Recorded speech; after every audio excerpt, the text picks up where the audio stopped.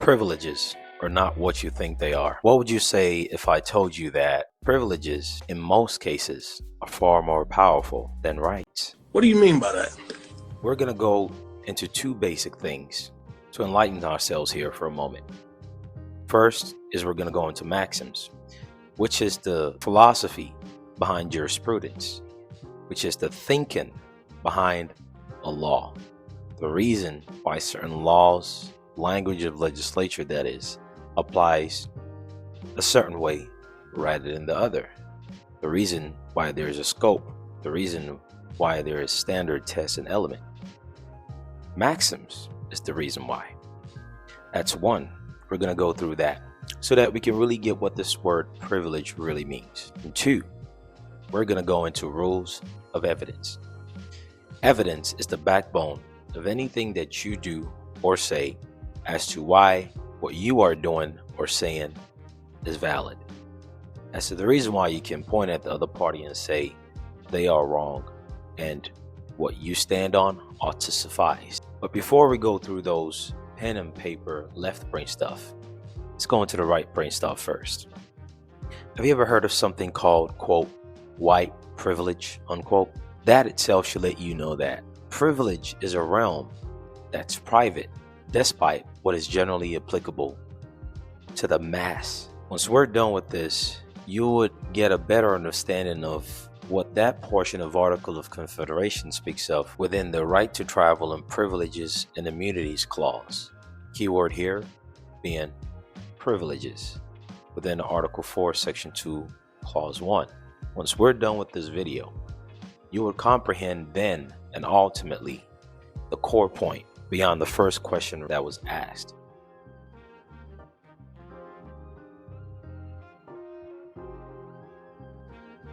Which is the foundational similarities and difference between public and private, which would leave all the smoke screen of any speculation about charts, videos, and a bunch of entertaining things you see. Because ultimately, clarity is the key. And you can know a lot of buzzwords. If you're not clear about it, it will be of no use to you. Clarity is the mother of all truths. Once you gain it, you have power. And interestingly enough, what this entire intelligence that we are intertwined with, that goes beyond what we are able to observe, the main thing that it looks for in every other derivative of its consciousness is clarity, focus. Only then will what you desire really come to fruition. So let's get to it.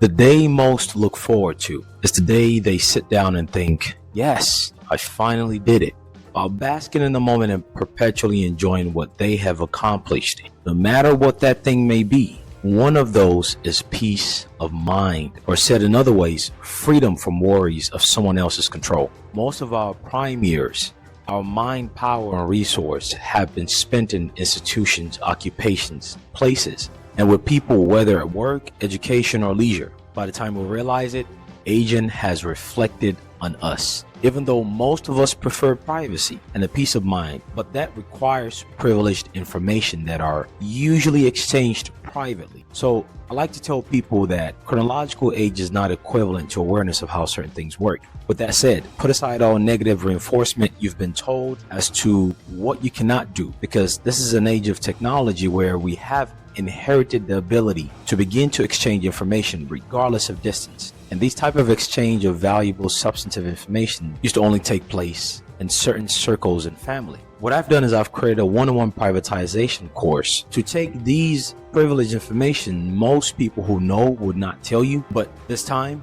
place it in your hands. So you realize the true power you have. Someone woke up today with something that you need and they're willing to give it. The only thing between you and that thing that you want or that thing that you need is just a conversation. What is left in terms of execution of transfer of that value is for someone to show you and explain the intricacies, the clarity, the details to you. That's one of the attributes we humans have that makes us quite unique. Conversations, explanation and depictions from experience. Humans have a life hack whereby one human have gone through it and have experienced it. Everyone else within that humanity have a cheat sheet by virtue of that one particular man or woman, whereby they can go straight to that and the information is revealed to them. Take advantage of it. If you know this is something you need, then join the waiting list for the one-on-one privatization course. And the most important of all, pass the baton effectively to your future generations so they don't inherit fear,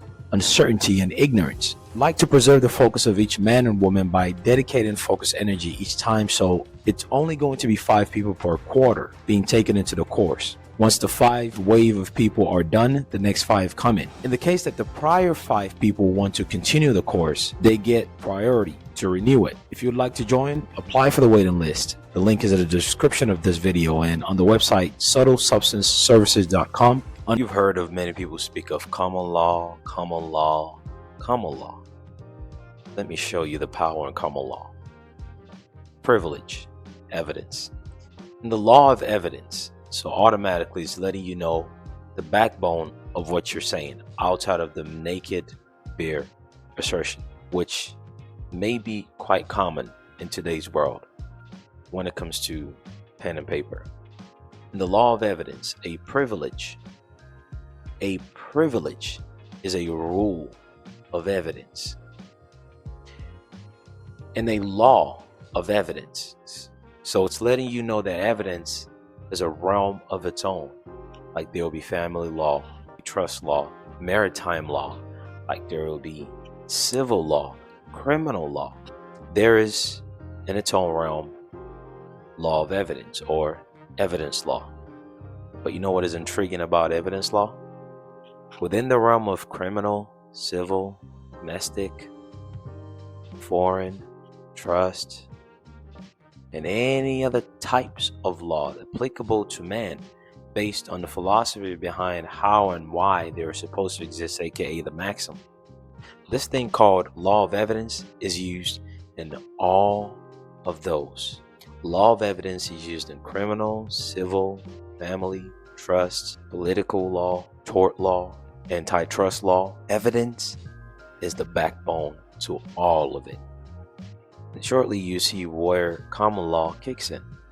And the reason why at one point in the late 90s, when everyone was speaking about a private man and the land being secured, someone knew of something when it came to common law and something private, but was lost in transition.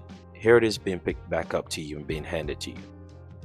A privilege is a rule of evidence that allows the holder of the privilege, meaning whoever retains that given ability, which varies based on something called obligations of contract.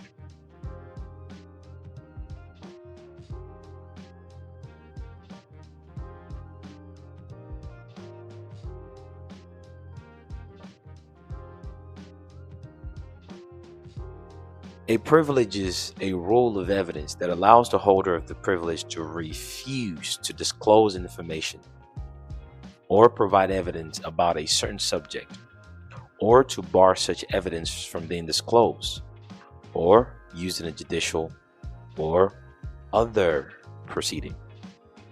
Your ability to refuse disclosure, your ability to provide evidence about something very specific, because all laws are specific and all these other specific laws use evidence as a backbone.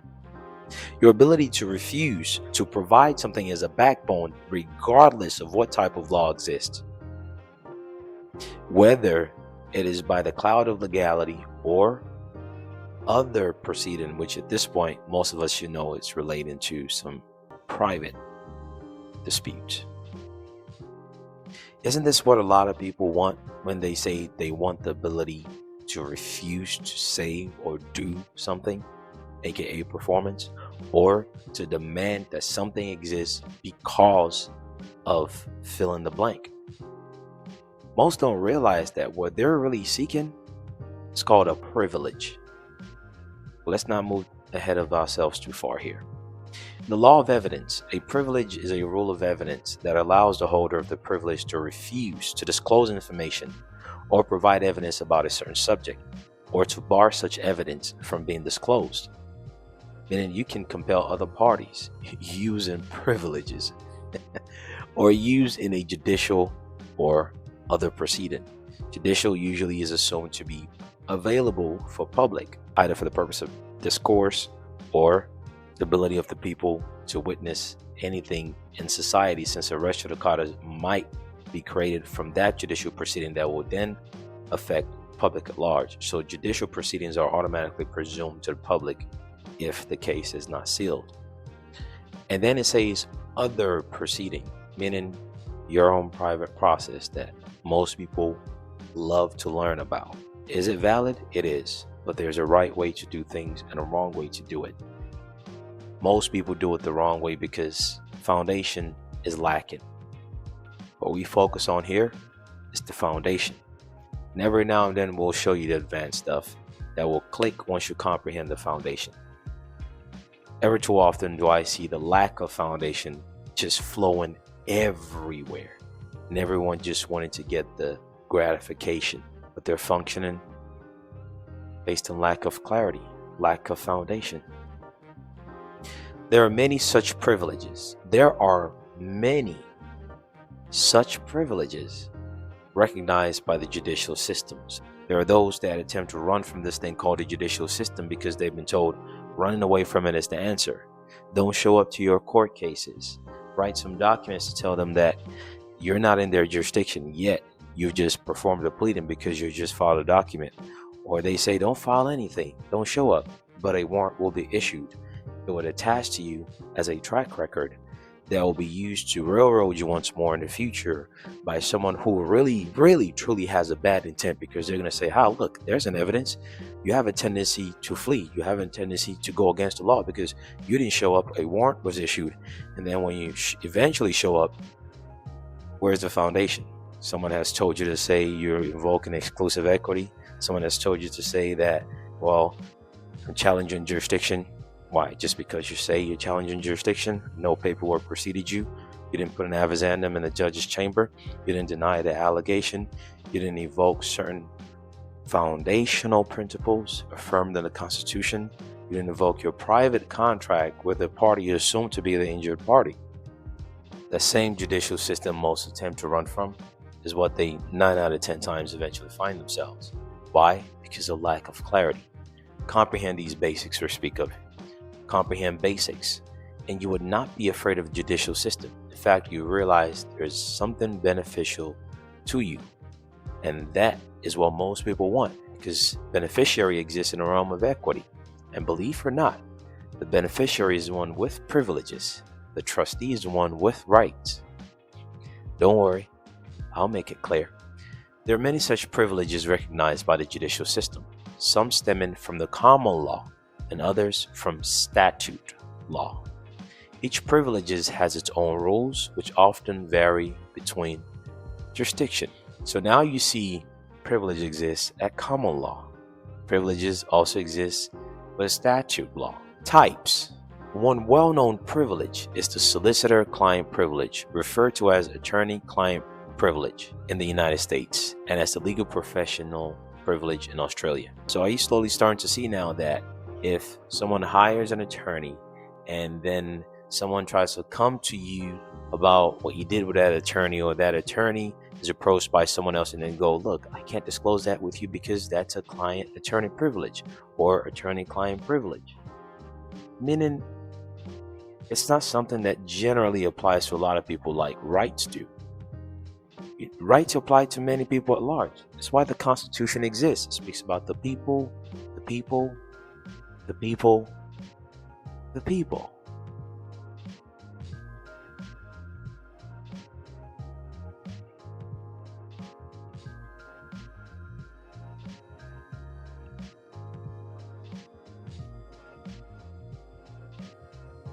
Right, the public at large. But the problem that most people have with interpreting or misconstruing that term, the people, is they think it applies strictly to private parties. But the problem that most people have with interpreting or misconstruing that term, the people, is they think it applies strictly to private parties. I'm here to tell you it does not. unless it's qualified in certain ways. But we're looking at privileges. Besides so-called white privilege as an example that many people know of, that something exists that does not apply to the masses, yet a few uses it effectively to move far ahead in the rat race of life. The second example is attorney-client privilege. It's not a right that generally applies to a lot of people. It's a privilege. A privilege between two privy parties. Are you seeing where this is gradually going as to what you ought to be really looking at when it comes to a privilege? If it's still not clear, let's further a bit here. This protects confidential. Confidential is another term for private. And remember, this attorney-client privilege is just a type. It's just one of it. As it says here, there are many such privileges. Which goes back to the question I asked within the first few seconds of this video. What would you say if I told you that privileges are not what you think they are? What would you say if I told you privileges override rights? This protects confidential communications between a client. Types, the attorney-client privilege, protects confidential communications between a client and his or her legal advisors for the dominant purpose of legal advice. So it's a very specific contract. A little earlier, I also mentioned that privileges are invoked based on rights and obligation of contract. And towards the beginning of the definition of privilege here, it lets you know it applies to other proceeding. And I alluded to it relating to private contracts that people engage in.